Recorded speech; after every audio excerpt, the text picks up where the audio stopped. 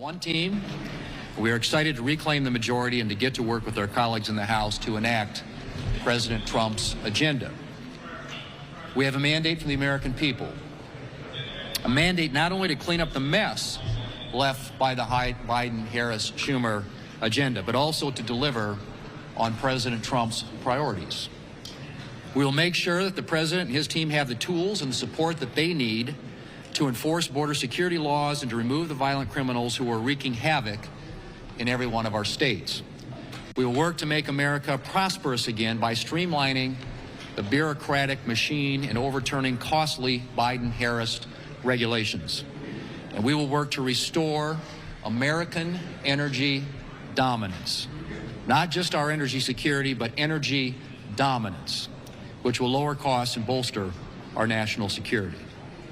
I'm excited to get to work with this team right away. And I want to thank my colleagues who placed their faith in me to serve as leader, and to those who were supporting another candidate. I promise to be a leader who serves the entire Republican conference. We'll have an ambitious agenda, and we'll take each and every Republican working together to be successful. With that, I want to turn things over to Senator John Barrasso, the newly elected Republican whip. Thank you. On election night, America saw the remaking of the Republican Party for the better. This election was about the answering to the question of, are you better off now than you were 4 years ago? And the American people said no. Only 1 in 4 Americans thought that the country was heading in the right direction. And you've seen the Republican Party grow in terms of hardworking middle-class families, in terms of minorities, in terms of young people, in terms of families struggling to get by. In the last 3 weeks before the election, I was all over the country with President Trump, with J.D. Vance, as well as a number of our Senate candidates. One of the stories that stuck with me was a woman in Michigan who talked about the fact that she was embarrassed to let her husband know that she had to go to the local food bank in order to get by.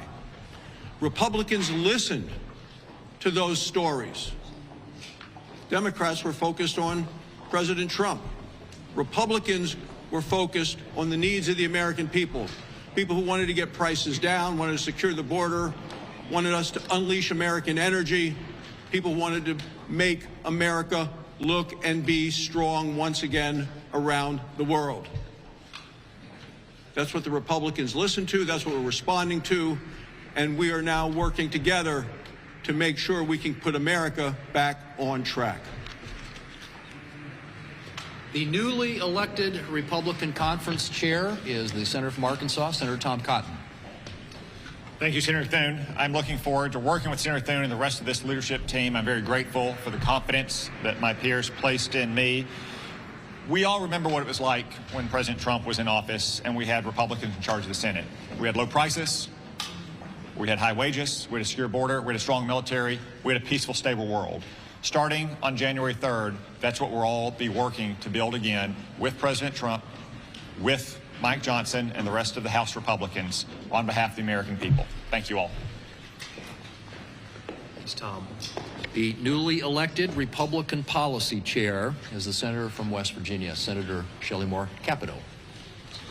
Thank you, and congratulations to our new leader, John Thune. He will be a strong voice, as he has been in the past, as the whip, and I look forward to serving with him and with all of our leadership team. I want to thank the others that ran. We had a really strong, healthy discussion, and we've all come out united and friends. And one of the people that was in our discussion is one of the people that is going to, although he didn't say anything, his presence was very much felt, and that is the Vice President-elect, J.D. Vance.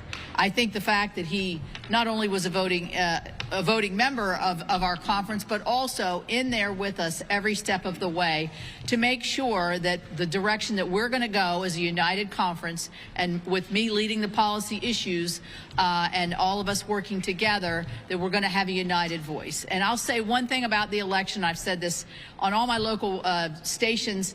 What I think the biggest issue was, and there are big ones, border and national security and others, it is literally the American family, the mom and the dad, the grandmother, whoever it is, going to the grocery store. We do it all the time, every week, and we could see, all of us could see, the escalating costs of something so very basic to us, just the cost of food, and hearing from the vice president in her campaign, the economy's doing great, don't worry. And so we hear those voices, we hear them loud and clear, and those are the voices that we're going to respond to along with President Trump through the next several years. Shelley. The newly elected Senate Republican Conference Vice Chair is the Senator from Oklahoma, Senator James Lankford. Hey, congratulations to John Thune. We're looking forward to his great leadership there. Republicans were asked a very simple thing. Can you get us back on track? Over 70% of the country right now believes the country is on the wrong track. Our task is going to be very, very simple: to defend our values, to be able to strengthen us as a nation, and to be able to bring prosperity to people that are really struggling right now. That's a primary issue for us, and all of those things are things that we're going to get onto immediately, because the American people have spoken and said we do not like the direction that the country is going, so let's get us back on a better direction. So this leadership team, President Trump, J.D. Vance, we're headed in a direction to be able to get the country back on the track that she is looking for. Thanks, James.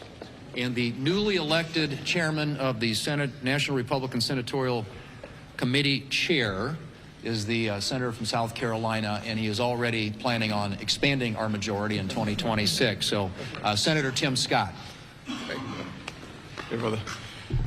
Without any question, President Trump set out to make sure that Americans felt like this country and the American dream was alive and well and there for them.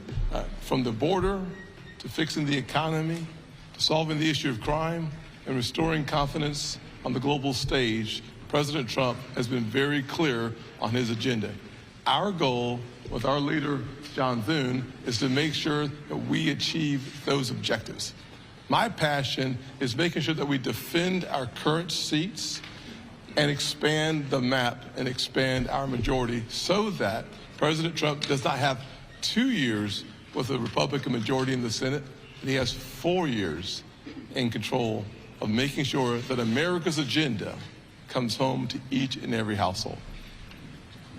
Thanks, Tim. Couple quick questions. Do you have any concerns about President Trump's cabinet picks so far, and what advice will you give him when it comes to choosing nominees who will pass Senate confirmation? Well, as you know, the Senate has a advise and consent role under the Constitution, so we will do everything we can to process his noms quickly, get them installed in their position so they can begin to implement his agenda. Mitch McConnell. Leader Thune, you said that recess appointments are on the table. That's a key demand from President-elect Donald Trump. Will you move forward with that? Well, what we're going to do is make sure that we are processing his nominees in a way that gets them into those positions so they can implement his agenda. How that happens remains to be seen. You know, obviously, we want to make sure our committees have confirmation hearings like they typically do, and that these nominees reported out to the floor. But I've said this, and I mean it, that you know, we expect a level of cooperation from the Democrats to work with us to get these folks installed.